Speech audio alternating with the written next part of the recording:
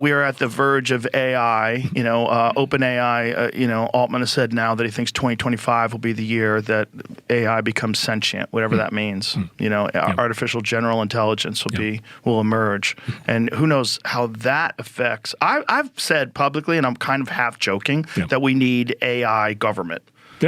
It sounds crazy to say, but instead of having this like alpha chimpanzee that runs the tribe of humans, how about we have some like really logical, fact-based, program that makes it like really reasonable and equitable in a way that we can all agree to. And let's govern things in that manner. Right. So you can actually simulate this today because you can go on these systems, ChatGPT or Claude or these others, and you can ask, how should we handle issue X? How should this be run? Yeah, we've done that. Right. How should the Department of Energy do whatever, nuclear policy or whatever? And what I find when I do that is I discover two things. Number one, of course, these things have the same problem social media's had, which is they're tremendously politically biased, and that's on purpose, and they need to fix that, and that's going to be a big topic in the next several years. But the other thing you learn is if you can get through the political, basically, bias and censorship, if you can actually get to a discussion of the actual issue, you get very sophisticated answers. Yes. Right? Very logical, very straightforward, and it will explain every aspect of the issue to you, and it'll take you through all the pros and cons.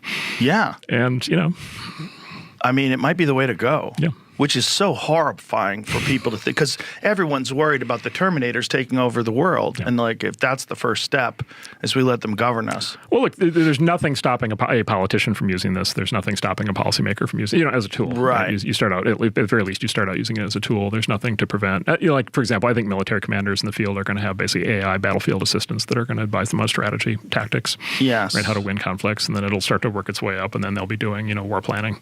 And then if you're a general, if you're a sergeant or a colonel or a general, it's going to just mean you perform better.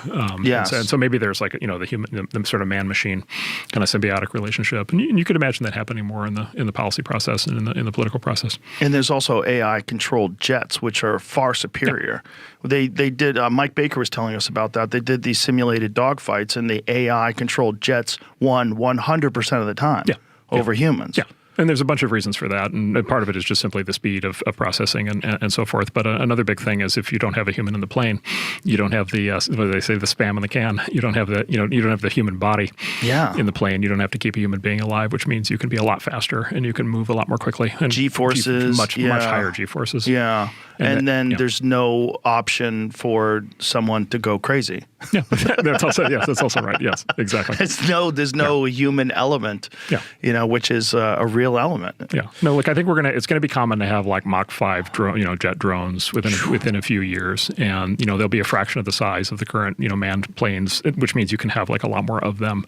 And so you kind of want to imagine 1,000 of these things like coming over the horizon right at you, and it really changes. It's actually, I think, going to be very interesting. It really changes the fundamental equation of war in the following sense. Fundamentally, in the past, the people who won wars were the people who had the most men and the most material. Right. So you just needed the most soldiers and you needed the most equipment. And in this drone world that we're talking about, it's going to be the people with the most money and the best technology. Yeah. Right. And so, for example, small states, small advanced states like Singapore will be able to punch way above their weight, and then kind of large, sort of economically or technologically backward states that normally would have won will now lose. And so it's going to be a recalibration. And then it has the good news is you're not putting soldiers at risk, right? So you'll have a lot less death. But the bad news, arguably, is it'll be easier to get into conflicts because you're not putting soldiers at risk. So there's going to have to be a recalibration of like when you actually like lean into an attack.